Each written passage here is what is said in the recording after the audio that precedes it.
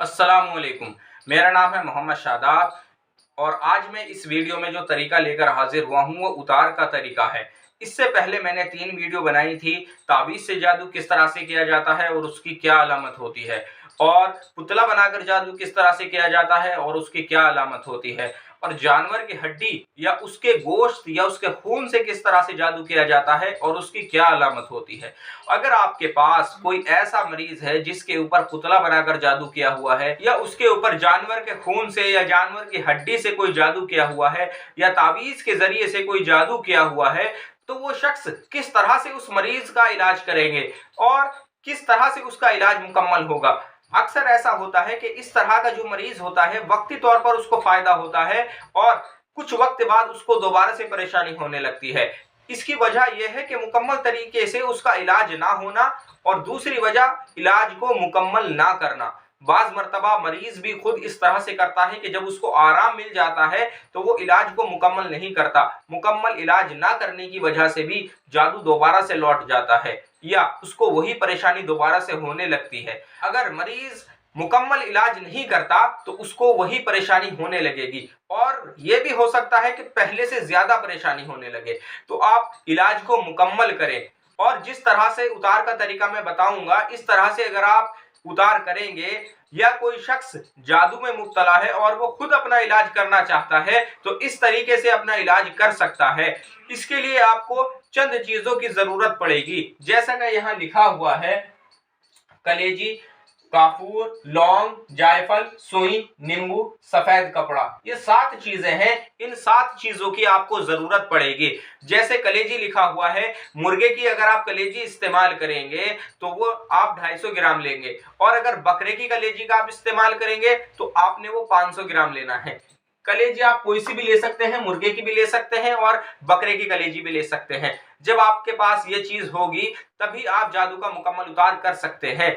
आपने कलेजी लेनी है, काफूर लेना है, आप 20 ग्राम काफूर ले लें, और लौंग आप 11 लौंग या 21 लौंग ले लें, और जायफल आपने पूजा वाले जायफल लेने हैं। 3 जायफल ले लें या 5 जायफल ले लें या 7 जायफल ले लें, इसमें कोई कैद नहीं, जैसा आपको बेहतर लगे। और दूसरी चीज सुई, आपने 21 सुई लेनी है। जो छोटी वाली सुई होती है वो आपने 21 सुई लेनी है।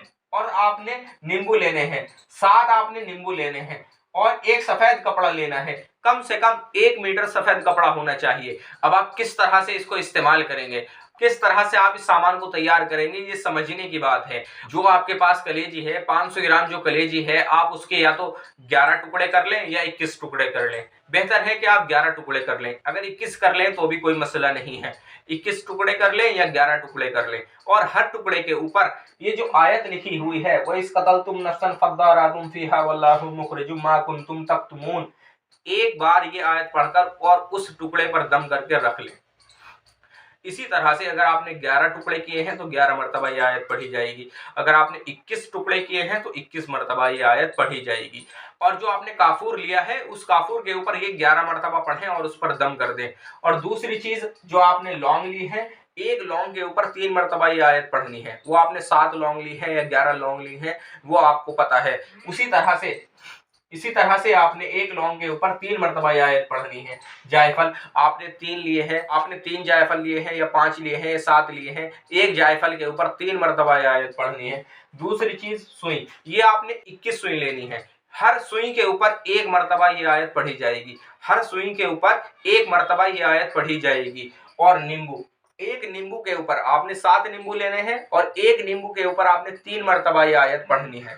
और सफेद कपड़ा, इस सफेद कपड़े के ऊपर आपने कुछ नहीं पढ़ना। ये सफेद कपड़ा आप ऐसे ही अपने सामने रखेंगे, इस कपड़े के ऊपर आपने कुछ नहीं पढ़ना। अब आप आगे का तरीका देखें। आप क्या करेंगे, ये आपका सामान तैयार हो गया। उसके बाद आप ये जो नक्श देख रहे हैं, ये जो आप नक्श देख रहे हैं, ये आपने नक्श बनाना है, और इस नक्श को आप आतिशी चाल से बनाएंगे।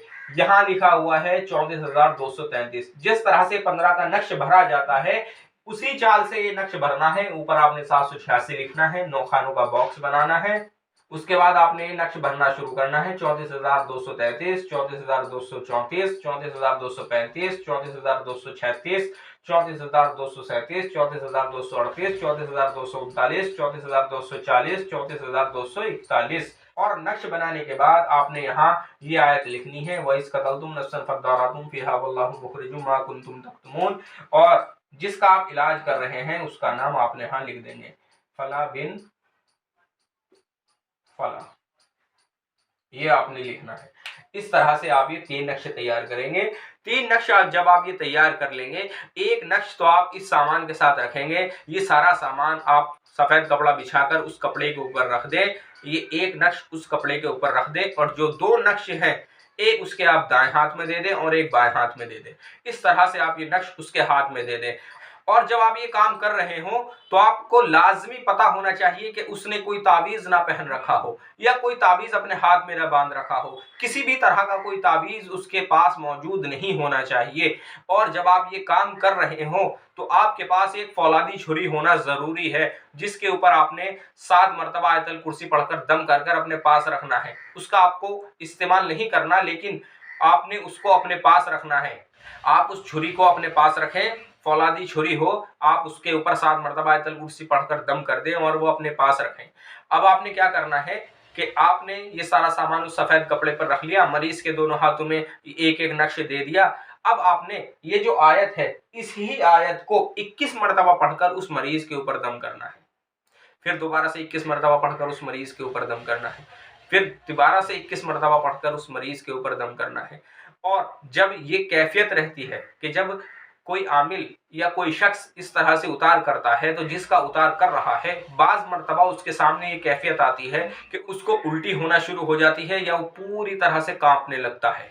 अगर वो पूरी तरह से कांपने लगे तो इससे अलग एक और नक्श इसी तरह से बनाएं, उसके अंदर आपने ये आयत नहीं लिखनी, बस खाली ऊपर का नक्श बनाना है और उसके ऊपर मल के जला देना है। अगर ये कैफियत शुरू होने के 5 से 10 मिनट तक रहे तब आपने ये काम करना है, वरना आपने ये काम नहीं करना।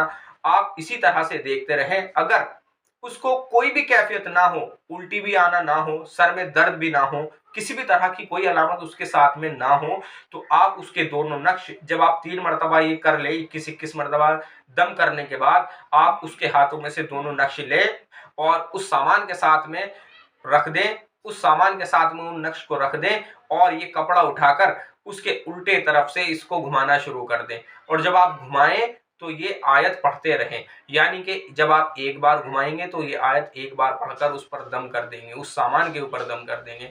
इसी तरह से आपने ये 7 बार उतारना है, 7 बार ये आयत पढ़ी जाएगी। और जब आप ये काम कर लें तो इस पूरे सामान को किसी ऐसी जगह दफन करें जहां जल्दी से किसी का गुजर बसर ना हो। किसी वीराने में ले जाकर इस सामान को दफन करें, या किसी पुराने कब्रिस्तान में इस सामान को दफन करें, या किसी पुराने खंडर में इस सामान को दफन करें, या किसी शमशान में जाकर इस सामान को दफन करें।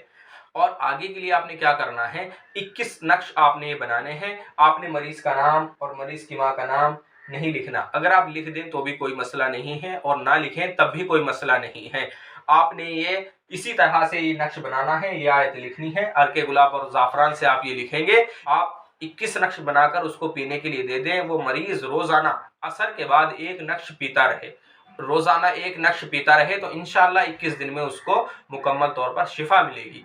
और दूसरी चीज, अगर इसके साथ में किसी मरीज को ज्यादा परेशानी हो, यानी कि उसके ऊपर जिन्नात की हाजिरी भी पड़ती हो, उसके हाथ पैर ऐंठते हो, या उसकी अजीब अजीब कैफियत हो, तो इसके साथ में आप जलाने वाला फलीता और इस्तेमाल करें। वो मैं आपको बता दूं कि जलाने वाला फलीता कौन सा होगा।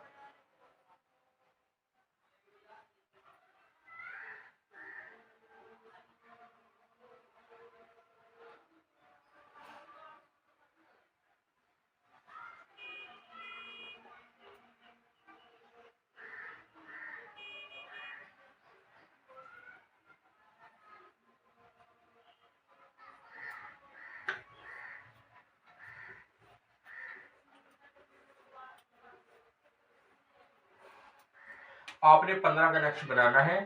1 2 3 4 5 6 7 8 9 फला बिन फला। और यहाँ आप लिखेंगे बता दिन, बा ता दाल। और यहाँ आप लिखेंगे वाहिद। और यहाँ आप लिखेंगे जहदी। जा 2 चश्मे हा और जीम, बा तोय दाल। वाव अलिफ हलवे वाला हा। इस तरह से आपने ये 11 नक्श तैयार करने हैं और ये 11 नक्श तैयार कर कर आपने इनको फलीते की शक्ल देनी है। और फलीते की शक्ल देने के बाद आप इसको अगर हो सके तो कड़वे तेल में जलाएं, जैसे नीम का तेल। और अगर आपको नीम का तेल ना मिले तो आप इसको सरसों के तेल में भी इस्तेमाल कर सकते हैं। इसी तरह से आप पूरे 11 दिन इन नक्श को फलीते की शक्ल देकर चिराग में रखकर उस मरीज के सामने जलाएं और 21 दिन तक वो पीने वाले ताबीज इस्तेमाल कराएं।